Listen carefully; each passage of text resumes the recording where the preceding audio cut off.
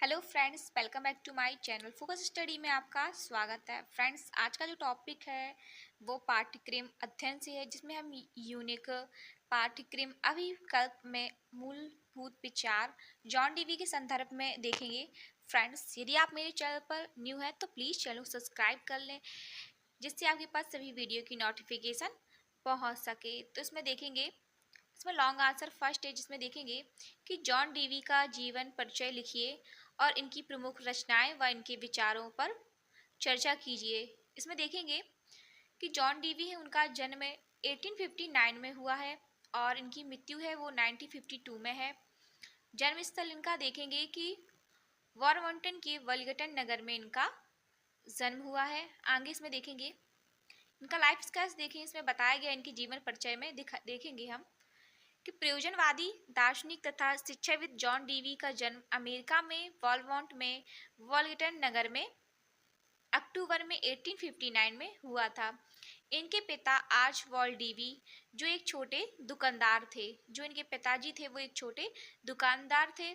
आगे इसमें देखेंगे कि इनकी जो प्रारंभिक शिक्षा है वो गांव के विद्यालय में हुई है और इन पर इनकी आदर्श माँ का विशेष प्रभाव पड़ा है। जो इनकी माँ है, इनका इनका विशेष प्रभाव इन पर पड़ा है, जिसके फलस्वरूप उच्च शिक्षा ग्रहण करने के लिए वॉरमॉन्ट ने विश्वविद्यालय में इन्होंने दाखिला लिया और उन्होंने 1879 में वॉरमॉन्ट विश्वविद्यालय से दर्शन विषय में सर्वोच्च अंक प्राप्त किए। जो डीवी है, उन्होंने विद्यालय में दाखिला करवाया और उन्होंने सर्वोच्च अंक प्राप्त किए और उन्होंने वहाँ से बीए की उपाधि प्राप्त की। आगे देखेंगे इसमें कि उन्होंने आगे की पढ़ाई है जो जॉन हॉपकिंस विद्यालय में प्रवेश लिया और 2 वर्ष के अथक परिश्रम के बाद इन्होंने कांट के दर्शन में पीएचडी की उपाधि प्राप्त की। जो डीवी है, उन्होंने पीएचडी की उपाधि प्राप्त की और 88 में मिनेसोटा में सन 1889 में और 1894 तक मिशिगन विश्वविद्यालय में दर्शन शास्त्र का प्राध्यापन का कार्य करते रहे और उन्होंने 1894 में शिकागो विश्वविद्यालय दर्शन शास्त्र विभाग का इन्हें अध्यक्ष बनाया गया। यहाँ पर इन्होंने दर्शन तथा शिक्षा दोनों विषयों पर पढ़ने का अवसर मिला है, जिसके फलस्वरूप शिक्षा विषय की इनकी रुचि बढ़ी है।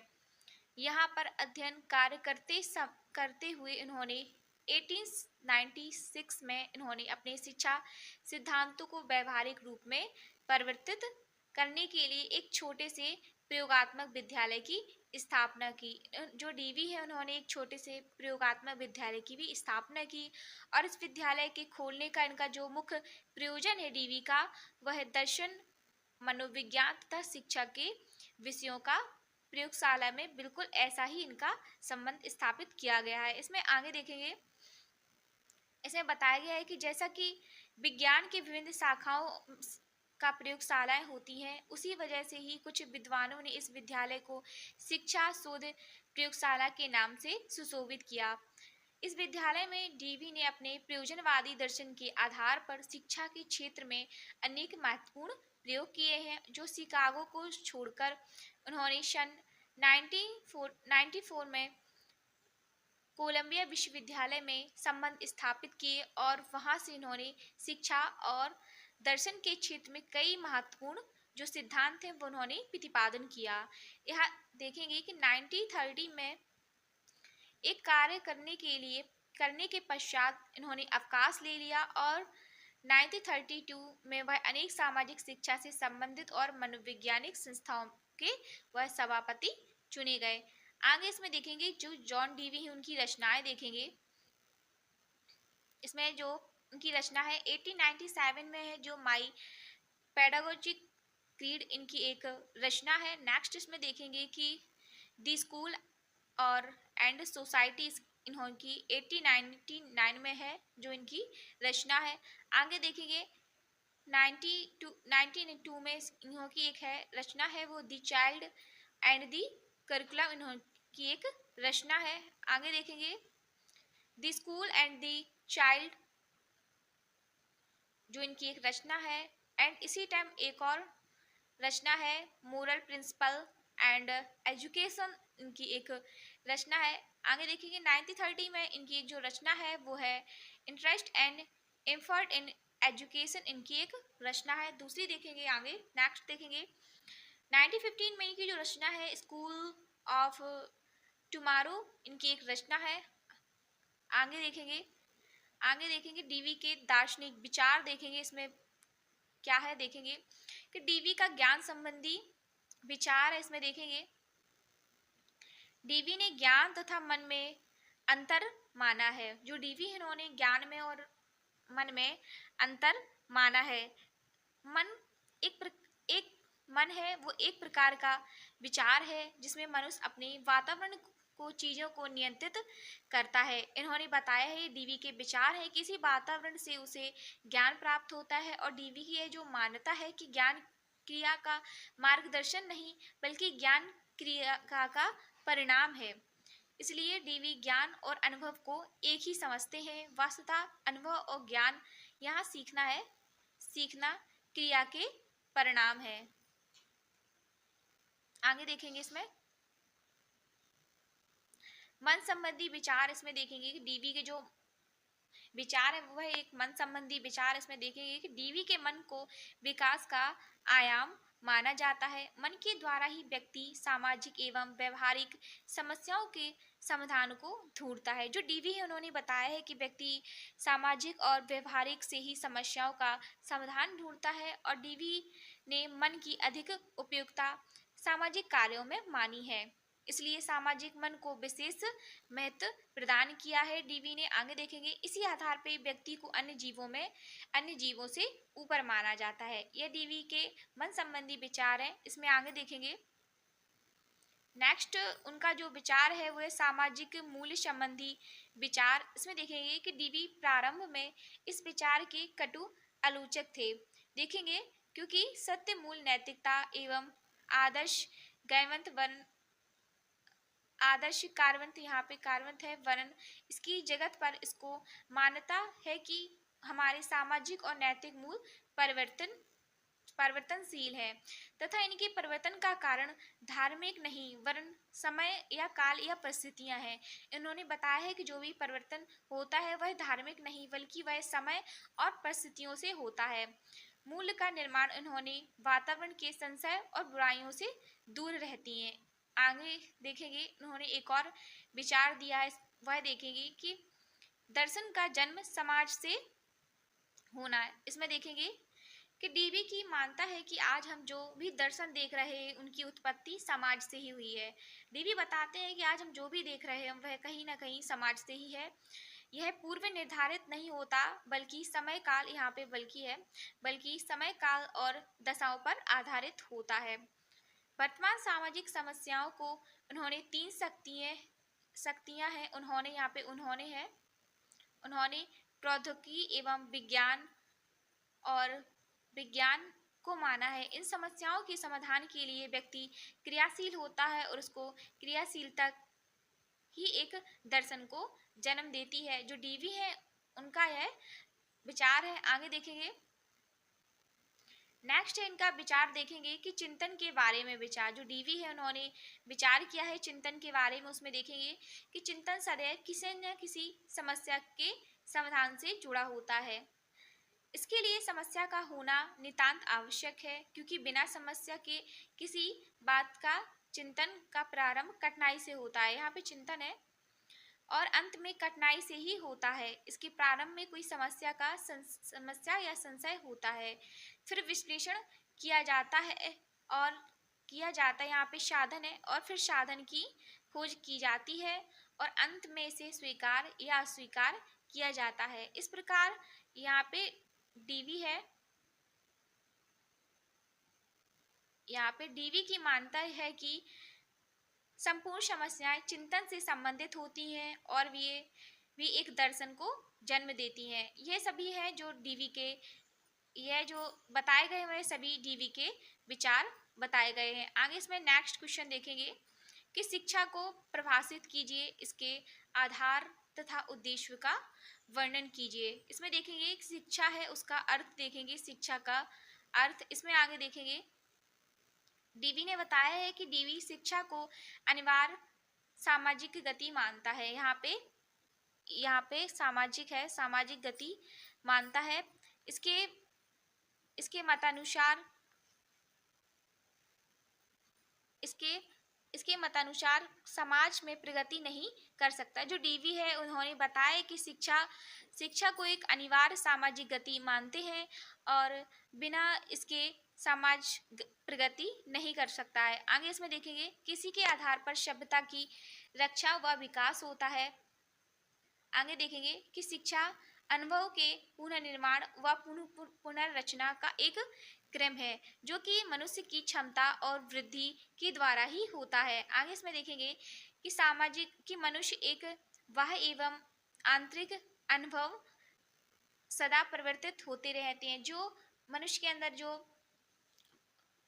के अंदर जो बाह्य एवं आंतरिक अनुभव है वह सदा परिवर्तित होते रहते हैं और उन्हें समय समय पर नवीन अनुभव और समस्याओं का सामना करना पड़ता है, अतः इसकी क्रियाकलाप भी उन्हें उसी के अनुसार बदलते रहना चाहिए। इसे बताया गया है डीवी ने कि जिस प्रकार मनुष्य में आंतरिक और जो बाहरी अनुभव है वह सदा परिवर्तित रहते हैं और नए अनुभव आते हैं और उन्हीं प्रकार की समस्याएं आती हैं और अधिक अनेक क्रियाकलापों के अनुसार उनकी जो समस्याएं हैं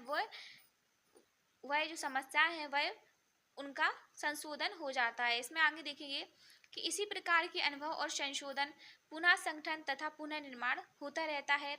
डीवी इसी वृद्धि परिवर्तन तथा संशोधन को शिक्षा कहकर पुकारता है। डीवी ने बताया है कि जो कुछ पुनः संशोधन होता है या पुनः निर्माण होता है, यह कहीं ना कहीं शिक्षा को ही दर्शाता है। आगे देखेंगे कि वह शिक्षा का अर्थक्रम में सन्निहित करता है। आगे इसमें देखेंगे कि यह मानता है कि बच्चे विद्यालय जाने पर भी शिक्षा का आरंभ होता है। जब बच्चे विद्यालय जाते हैं तो कहीं ना कहीं शिक्षा का आरंभ होता है और शिक्षा तो उसके जन्म से ही प्रारंभ हो जाती है और वह जीवन पर्यंत चलती रहती है। शिक्षा जीवन की तैयारी न होकर स्वयं एक जीवन है। जो डीवी है उन्होंने एक बहुत ज़रूरी यहाँ पे बात कही है कि शिक्षा जीवन की तैयारी न होकर एक स्वयं जीवन है। आगे देखेंगे शिक्षा के आधार यहाँ पे बताया गया है। शिक्षा के आधार आगे देखेंगे इसमें दो भागों में इनके आधार बांटे गए हैं। आगे देखेंगे जिसमें है पहला है मनोवैज्ञानिक आधार। इसमें देखेंगे किसके अंतर्गत डीवी की है मान्यता है कि दो पक्ष प्रथम मनोवैज्ञानिक द्वितीय सामाजिक माना गया है। मनोवैज्ञानिक आधार बच्चे की मूल प्रवृत्तियां और क्षमताएं और उनकी रुचियां और जन्मजात शक्तियों पर रखी गई हैं। इनकी मान्यता है कि जब प्रारंभ में बालक की रुचियां अभिरुचियों का अध्ययन किया जाए, जब उनकी शक्तियों का अध्ययन किया जाए तो उनकी जो मान्यताएं होती हैं या उनकी जितनी इच्छाएं होती हैं उनकी उतना ही उन्हें सक्रिय होना चाहिए। इस तरह इन्होंने रुचियों जैसे बातचीत और अन्वेषण, रचनात्मक रुचि, क्रियाकलापों, अभिव्यक्ति में रुचि को उन्होंने बताया है। आगे देखेंगे सामाजिक आधार देखेंगे। सामाजिक आधार में बताया गया है कि डीवी के अनुसार बालक उनके सामाजिकरण के अनुसार होता है क्योंकि मूल्य नैतिक और आदर्श समाज द्वारा ही निर्मित किए जाते हैं और वही शिक्षा का पूर्ण होना चाहिए। इसमें बताया गया है कि जो रीति रिवाज है, अड़ोस पड़ोस का जो वातावरण है, संस्कृति है, सभ्यता है, सामाजिक समुदाय है, उनकी क्रियाएं को भी देखा जाता है। अंत में डीवी ने बताया कि समस्त शिक्षा जाति सामाजिक चेतना में भाग लेने के लिए ही प्रारंभ होती है। यह जो बताया गया है वो सामाजिक आधार बताया गया है। आगे इसमें देखेंगे शिक्षा के उद्देश्य देखेंगे। इसमें बताया गया है, इसमें देखेंगे कि डीवी के शैक्षिक दर्शन के अध्ययन की शिक्षा के निम्नलिखित उद्देश्य है। इसमें बताया गया देखेंगे अनुभव का सतत पुनर्निर्माण शिक्षा का आजीवन चलने वाली प्रक्रिया होती है। जो शिक्षा है वो आजीवन चलने वाली प्रक्रिया होती है जीवन जिसमें बालकों को अनुभव द्वारा सीखना होता है और पुनर्निर्माण करना होता है। बालक उन्हें अपने अनुभवों को प्राप्त करता है और उन्हें विकास में सहयोग करता है। इसलिए डीवी का उद्देश्य सतत पुनर्निर्माण बताता है। आगे देखेंगे नेक्स्ट इसमें देखेंगे कि शिक्षा में गतिशीलता का उद्देश्य डीवी पूर्ण निर्धारित किसी भी उद्देश्य को स्थायी मानता नहीं है, वरन वह इसमें विश्वास करता है कि सामाजिक गतिशीलता के साथ साथ शिक्षा के उद्देश्य गतिशील होनी चाहिए। उपयुक्त उद्देश्य में उन्हें कहीं प्राप्त किया जाना चाहिए, अनुपयुक्त को छोड़ देना चाहिए। आगे इसमें देखेंगे, इसमें आगे है समायोजन का उद्देश्य। देखेंगे कि डीवी ने शिक्षा का एक उद्देश्य माना है कि बालक इस प्रकार का गुणों को विकसित किया जाए जिससे समाज में, परिवार में स्वयं को समायोजित कर सके। बालक का समायोजन हो उसकी प्रगति का संकेत होता है। आगे देखेंगे,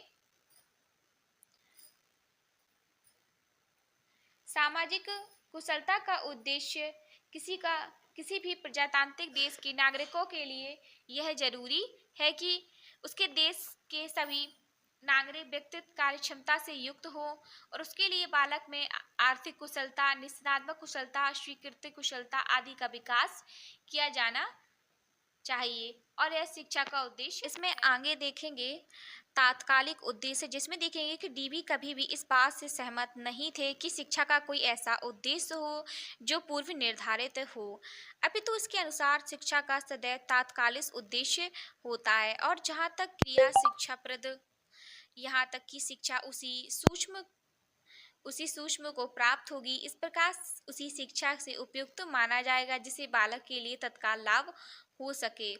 जो डीवी है उन्होंने बताया है वह इस बात से सहमत नहीं है कि शिक्षा का कोई उद्देश्य जो पूर्व निर्धारित हो, और उन्होंने कहा है कि शिक्षा उपयुक्त मानी जाएगी जिसमें बालक का तत्काल लाभ हो। इसमें नेक्स्ट देखेंगे क्वेश्चन है कि डीवी ने बालकों के लिए विद्यालय पाठ्यक्रम को किस प्रकार वर्णित किया है। इसमें देखेंगे कि डीवी तथा उनका पाठ्यक्रम, इसमें देखेंगे कि परंपरागत विषयों की निर्धारित सीमा भ्रामक होती है। ज्ञान एक संपूर्ण सामाजिक जीवन की एकता, विषयों की एकता में परिलक्षित होनी चाहिए। लचीले पाठ्यक्रम द्वारा ही समाज की सदस्यता ग्रहण कर सकता है। डॉक्टर अदावाल ने इन्होंने उदाहरण दिया है कि डीवी के विचार प्रारंभिक विद्यालय के आधार बालक की 4 अभिरुचियों भाव विनिमय, संवाद, जिज्ञासा, रचना और सौंदर्य अभिव्यक्ति ही होनी चाहिए। इसमें आगे देखेंगे उपयोगिता, इसमें देखेंगे कि बालक का एक पाठ्यक्रम ऐसा हो जिसकी उपयोगिता हो और भिन्न भिन्न अवस्थाओं से उन्हें जिस वस्तुओं और विषयों में रुचि हो उनके आधार पर पाठ्यक्रम बनाना चाहिए। बालक की 4 प्रकार की रुचियां दिखाई पड़ती हैं जिसमें बताया गया है बातचीत, विचारों का आदान प्रदान, खोज, रचना, कलात्मक अभिरुचि। इन रुचियों के आधार पर पाठ्यक्रम की रचना की जानी चाहिए। इस तरह पाठ्यक्रम में लिखना, गिनना और हस्तकला, प्रगति, विज्ञान, संगीत, अन्य कलाओं भी का ज्ञान भी शामिल है। इसमें आगे देखेंगे नवीनता, देखेंगे इसमें कि इस तरह का पाठ्यक्रम नमनीय होना चाहिए जिसको पूर्ण रूपेण सुनिश्चित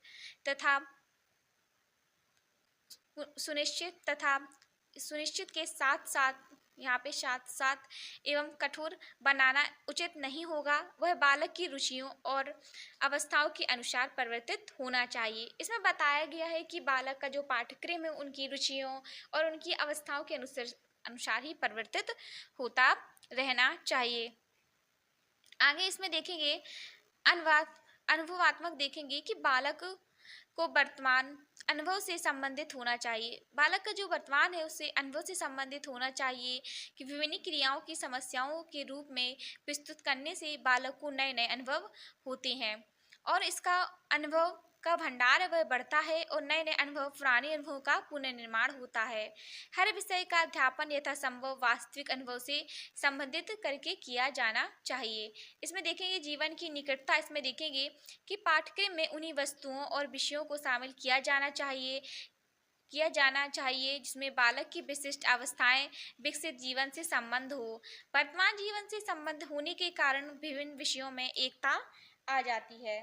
इस प्रकार भाषा, गणित, इतिहास, भूगोल आदि विषयों में समन्वय स्थापित किया जा सकता है। डीवी ने तत्कालिक विषय शिक्षा प्रणाली ज्ञान को विभिन्न विषयों में बांटने की तीव्र आलोचना की है। इन्होंने बताया है कि जो विभिन्न विषय हैं उनको बांटने की उन्होंने जो इन्होंने जो डीवी है उन्होंने उद्देश्य प्रणाली में ज्ञान के विभिन्न उद्देश्यों को बांटने में जो तीव्र आलोचना की है, उसका उनका कहना है कि ज्ञान को अलग अलग शाखाओं में नहीं बांटा जा सकता है।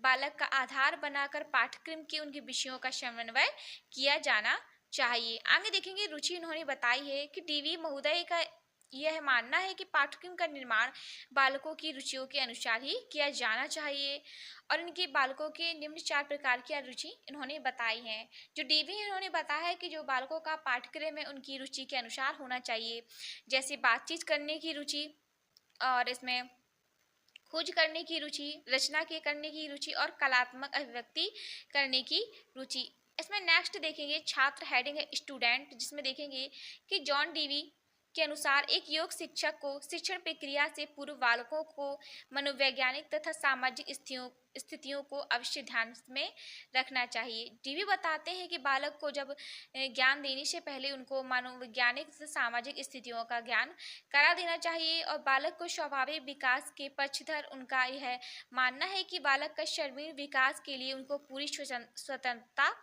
के साथ साथ उनकी रुचियों और आवश्यकताओं हैं उनके अनुरूप ही कार्य किया जाए। शिक्षा ऐसी हो जिससे वे अपना समाज और अपना विकास निश्चित कर पाएं। यहाँ पे डीवी है कि डीवी बालकों को स्वाभाविक विकास के लिए स्वतंत्रता के पक्षधर थे और वे छात्र और समाज दोनों को समान आदर में देखते हैं। नेक्स्ट देखेंगे अनुशासन डिसिप्लिन। इसमें देखेंगे कि शिक्षा के व्यवहार में अनुशासन बनाए रखना सरल होता है। डीवी ने अनुशासन की प्रचलित विधियों की आलोचना की है। उन्होंने बताया है कि अनुशासन रखने के लिए बालक को स्वाभाविक प्रवृत्तियों को कुंठित करने का प्रयत्न अनुचित है। वास्तव में अनुशासन सिर्फ बालक के निजी व्यक्तित्व पर निर्भर रहता है, उसका सामाजिक परिचित से घनिष्ठ संबंध है। इसमें बताया गया, आगे देखेंगे इसमें कि सामाजिक अनुशासन जो बालक में विद्यालय के सामूहिक कार्यों में भाग लेने में पैदा होता है और परंतु विद्यालय में इस प्रकार का वातावरण पैदा किया जाना चाहिए जो बालक के परस्पर सहयोग से रहने पर अभ्यास करे और विद्यालय में जैसे उद्देश्य लेकर सामाजिक, नैतिक, बौद्धिक और शारीरिक कार्यों को एक साथ भाग लेने में बालकों के अनुशासन पैदा हो और इनमें नियमित रूप से कार्य करने की आदत पड़ जाती है और विद्यालय के कार्यों में बालक का चरित्र निर्माण में महत्वपूर्ण भूमिका या उसकी योगदान होता है। आगे इसमें देखेंगे कि डीवी के अनुसार आदर्श विद्यालय क्या है। यहाँ पे डीवी है और डीवी की दर्शन की विशेषताएं तथा मूल्यों का वर्णन कीजिए। डीवी का आदर्श विद्यालय देखेंगे कि प्राचीन परंपरा के अनुसार विद्यालय वह स्थान है जहाँ विषयों का क्रमबद्ध एवं विशिष्ट ज्ञान प्राप्त किया जाता है। निश्चित आदर्शों एवं आदतों का निर्माण होता है, जबकि इस विषय में डीवी का मंत्र विपरीत है। आगे इसमें देखेंगे कि विद्यालय के संबंध में डीवी का मानना है कि विद्यालय के समय के साथ प्रगतिशील और परिवर्तनशील होना चाहिए। विद्यालय वह स्थान है जहां विद्यार्थियों को सजग, सक्रिय तथा सचेतन बनाया जाता है और समाज को सचेतन करना भी उसका कर्तव्य है। आगे देखेंगे इसमें विद्यालय घर और समाज का संयोजक है, दोनों को जोड़ने रखने वाली कड़ी है। एक तरफ विद्यालय घर जीवन प्रदान करता है, दूसरी तरफ विद्यालय समाज को भी जीवन में रखता है। आगे देखेंगे डीवी के अनुसार, देखेंगे डीवी क्या कहते हैं कि विद्यालय वह स्थान है जहां बालक स्वतंत्र रूप से अनुभव व प्रयोग करता है। इससे व्यक्ति तथा उसे अवसर मिलते हैं। यह स्पष्ट हो जाता है कि पुस्तकीय ज्ञान का तिरस्कार तथा व्यवहारिक ज्ञान का स्वागत होता है। जो डीवी है वह बताते हैं कि जो पुस्तकीय ज्ञान है उसका तिरस्कार तथा व्यवहारिक ज्ञान का स्वागत होता है। आगे इसमें देखेंगे कि यहाँ पे डीवी है। डीवी महोदय ने कहा है कि विद्यालय को मनोवैज्ञानिक तथा सामाजिक आवश्यकता समझता है। मनोवैज्ञानिक के अनुसार विद्यालय एक घर के समान है जो जहाँ बुद्धि से घर के वातावरण को पूरा कर सकते हैं और बालकों की आवश्यकताओं को भी पूर्ण किया जा सकता है। डीवी की जो विशेषताएं हैं उन्हें देखेंगे।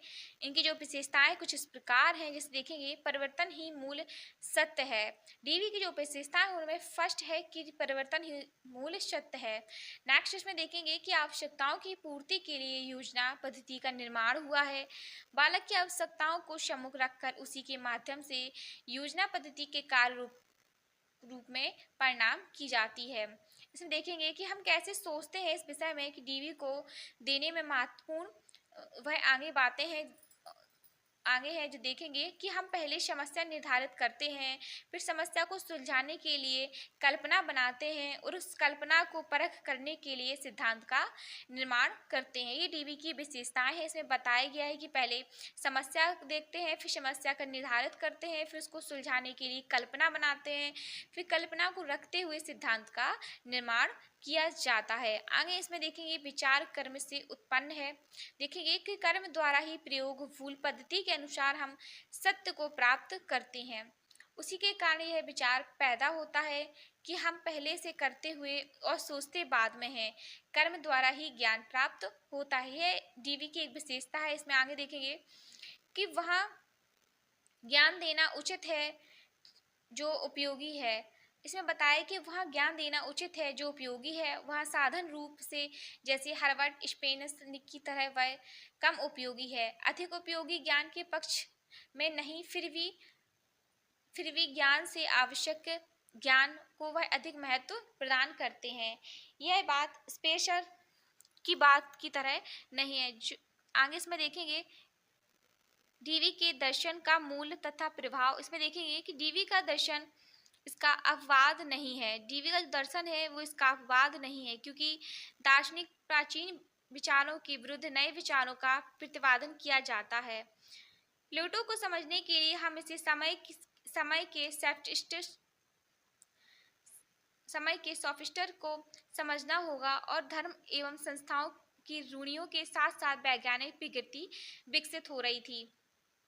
आगे इसमें देखेंगे हेगल के सक्रिय दर्शन ने डीवी को अनुभव हुआ कि इन रूढ़ियों को हटाकर प्रगति की बात कर सकेगा। तो 1900 ईस्वी में लगभग संपत्ति का विकास, झूठी अवधारणाओं की प्रगति एक साथ हुई और डीवी ने विरोध में प्रजातांत्रिक समुन्मुखी और प्रगतिशील परिवर्तन एवं अनुभव पर आधारित प्रायोगिक शिक्षा की कल्पना करने लगे। आगे इसमें नेक्स्ट क्वेश्चन देखेंगे कि जॉन डीवी के दार्शनिक एवं शैक्षिक विचारों की आलोचना कीजिए, जिसमें बताया गया है। देखेंगे जॉन डीवी के दार्शनिक एवं शैक्षणिक विचारों की आलोचना। इसमें देखेंगे वैसे तो डीवी के शिक्षा सिद्धांतों का सभी जगह स्वागत हुआ, परंतु उनके विचारकों ने उनकी आलोचना भी की है। इस विषय में प्रमुख तर्क हैं वह निम्नलिखित है। देखेंगे कि सत्य को स्थायी न मानने से कठिनाई, जो देखेंगे कि फलवादी दर्शन सत्य को निरपेक्ष तथा स्थानीय नहीं मानता। डीवी के अनुसार सभी सिद्धांत देश काल सापेक्ष होते हैं। कोई भी दर्शन हमेशा सत्य नहीं हो सकता है, क्योंकि अलग अलग परिस्थितियों में विभिन्न विभिन्न दर्शन उपयोगी होते हैं और यह उपयोगी ही सत्य की कसौटी है। यद्यपि व्यवहार में डीवी का यह सिद्धांत बहुत कुछ सही मार्ग दर्शन देता है, लेकिन फिर अपने सिद्धांत पर लागू करने से भी वो देश काल सापेक्ष हो जाते हैं। इसमें आगे देखेंगे शिक्षा के लक्ष्य का अभाव। उसमें देखेंगे कि यद्यपि डीवी ने जनतांत्रिक मूल्यों की प्राप्ति को शिक्षा का लक्ष्य माना है, लेकिन अधिकतर स्थानों पर वह शिक्षा का कोई पूर्व निर्धारित लक्ष्य नहीं मानता है। इसके मत अनुसार शिक्षा वह स्वयं जीवन है जिसका कोई भी लक्ष्य निश्चित नहीं किया जा सकता है। अन्य विचारक इस बात से सहमत नहीं होते हैं। उनका यह मानना है कि शिक्षा व्यवस्था में कोई ना कोई निश्चित लक्ष्य रखकर ही आगे बढ़ा जा सकता है। आगे इसमें देखेंगे शिक्षा का दार्शनिक एवं मूलाधार भौतिकवाद। इसमें देखेंगे कि सामाजिक नियंत्रित संभव नहीं है। नेक्स्ट में देखेंगे कि विषयों पर सहसंबंध सदैव उचित होता है। जो डीवी का दर्शन है उसमें बताया गया है कि विषयों का सहसंबंध सदैव उचित नहीं है। विद्यालयों को लघु समाज मानना उचित नहीं है। उचित एवं अनुचित के अंतर का कोई मापदंड नहीं है। नेक्स्ट इसमें है कि शिक्षा एवं जीवन को ही मानना अनुचित है। यह डीबी के इसमें यह डीबी के जो बताए गए हैं कि यह डीबी के मूल आधार हैं तथा भौतिकवाद है, इसमें यह बताया गया है। ये डीबी के जो दार्शनिक तथा शैक्षिक विचारों की है, उनकी जो आलोचना की गई है उसके बारे में यह बताया गया है।